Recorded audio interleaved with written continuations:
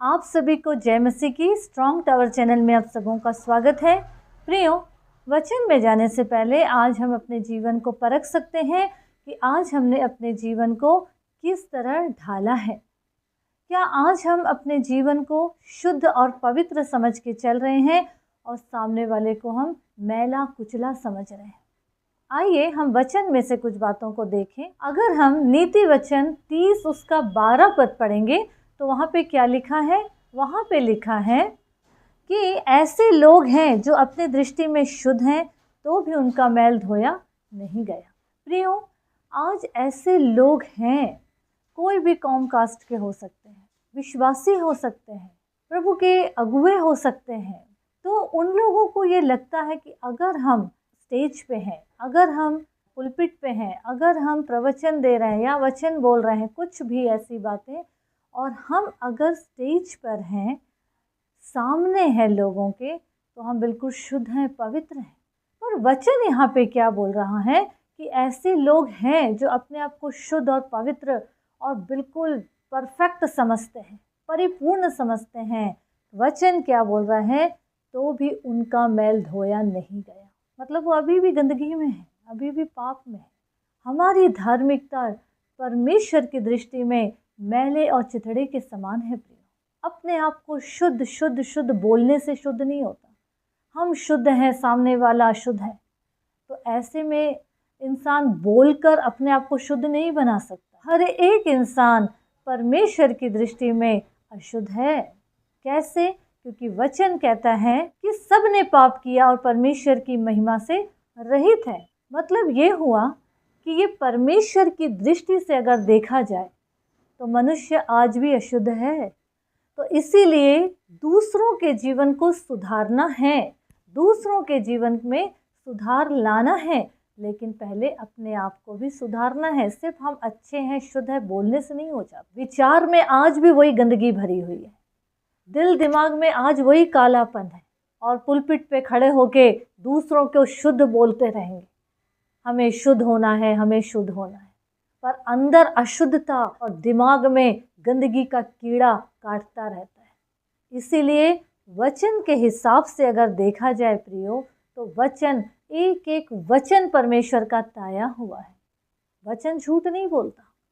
मनुष्य तो कहीं भी अपने आप को शुद्ध बना देगा। आज जो लोग धर्म की बातें करते हैं, बड़ी बड़ी प्रवचन देते हैं, वचन बोलते हैं स्टेज पे खड़े होकर, वो अपने आप को एक ठेकेदार समझ लिए। उनको किसी ने किसी के ऊपर हावी होने का ठेका नहीं दिया, वो खुद ही खुद बन गए। इसीलिए वचन के हिसाब से देखें तो ऐसे लोग अपने आप को बुद्धिमान समझने लगे हैं कि हम बहुत बुद्धिमान समझदार हैं।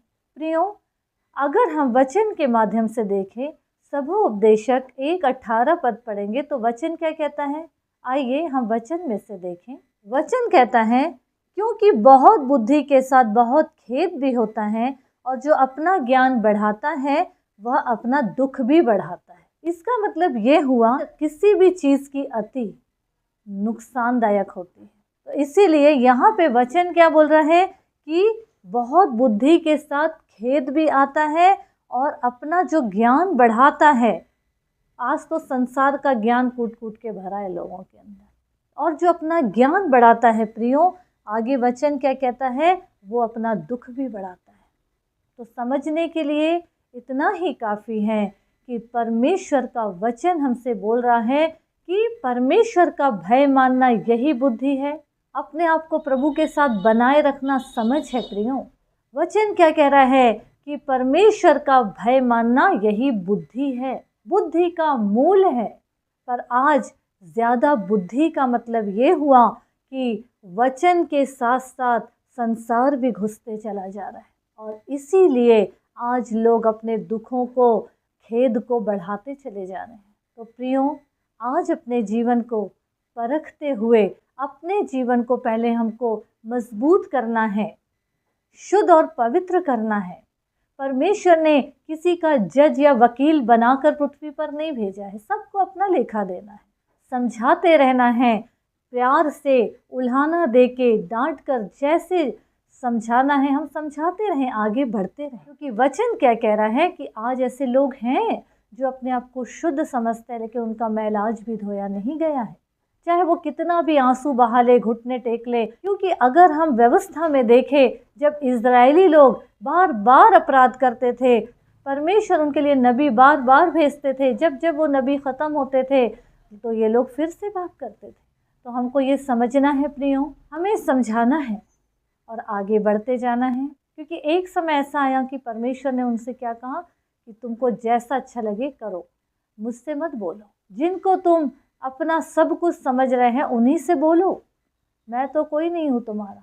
इसलिए परमेश्वर हमारी ओर पीठ घुमा दे, इसके पहले प्रियो हमारे जीवन को ऐसे बनाना है वचन के आधार पर ढलते हुए कि हमारा जीवन प्रभु के हर्ष की वजह बन जाए।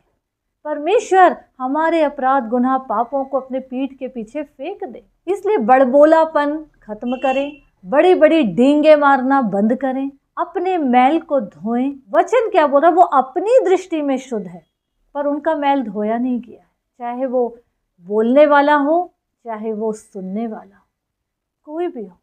हमको अपने जीवन को शुद्ध और पवित्र हर दिन करना है, क्योंकि वचन कहता है हर दिन अपने क्रूस को उठाना है, प्रभु के साथ आगे बढ़िए।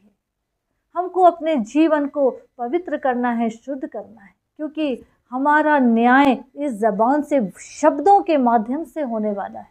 क्योंकि वचन क्या कहता है, जो जीवन की इच्छा रखता और अच्छे दिन देखना चाहता है वो अपनी ज़ुबान को कंट्रोल करे, छल की बात बोलने से रोके रहे। तो सारी बातों में प्रभु को महिमा मिले प्रियो। आज अपने जीवन को शुद्ध करे, पवित्र करे और प्रभु के साथ आगे बढ़े, ताकि हमारे जीवन से कई लोगों की ज़िंदगी बचे और प्रभु की महिमा का वजह बन जाए। प्रभु यीशु मसीह इस वचन के द्वारा हम सबों को आशीष दे। आमीन आमीन।